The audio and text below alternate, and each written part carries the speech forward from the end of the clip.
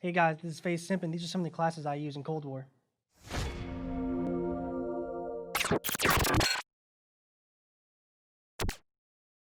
To start off on my sniper class, I'd be using the LW3 Tundra. Personally, I'd use the sniper because it just gets less hit markers than any of the others.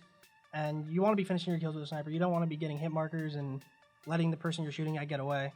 Because, you know, as a sniper's job, you want to be getting those picks. So to go into the class, first I'd throw on a stabilizer muzzle. Just because, you know, the idle sway control helps. You don't have to adjust your aim as much. So it just makes it a little bit easier for you. Next, I'd be throwing on the 20.2 Tiger Team barrel. And this attachment kind of does everything for you, you know, plus fire rate, plus damage, plus bullet velocity. And yeah, it kind of lowers your ammo, but if you're hitting your shots, it's not going to matter how much ammo you have anyways. You can just reload. So yeah, that's why that's my preferred barrel. Next, I'd be using the Infiltrator grip in underbarrel. This has no cons to it, so it's kind of just helping you with movement and just kind of keeping up with the enemy and not just being still in one place, keeping you slow.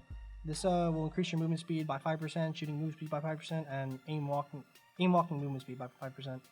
So it's just an overall really great attachment for a sniper. Next attachment I'd be using for the handle would be the SASR Jungle Grip, and this just helps you aim in a little bit faster and, you know, make sure your shot's not going up too high when you get shot at with the flinch resistance plus 80%. The only con to this would be the sprint to fire time, but that's not too bad just because you're sniping. You're probably going to be aimed in anyways. And then last but not least, the last attachment I'd be using for the sniper would be the Raider pad. And, you know, the only con to this is hipfire accuracy, so you don't have to worry about it too much, and it gives you super buffs like the sprint to fire time and aim walk movement speed. So yeah, that's what I'd be using on the sniper. Next, I'd be using the 1911 pistol. And to go into that, I'd be using, first muzzle would be the SOCOM Eliminator. And that would just be for the recoil control and the muzzle flash concealment. You know, really you just want to worry about the control and it not being too, you know, shooting up too high or, you know, any of that. So I think that'd be preferred. And if you don't like that, then maybe just a muzzle brake. Either of them are super fine. Next would be the barrel. You want to throw in the chrome line just because for the bullet velocity, like you know, bullet velocity on anything is pretty good just because it makes your bullets hit them faster. And yeah, you don't really need aim walk movement speed with the pistol. You're going to be moving fast with it anyways. For body, I'd be throwing on a steady aim laser. It's just plus 15% hip fire accuracy. So, you know, you're just going to be able to hit people a little bit better when you're kind of reacting and not aimed in yet.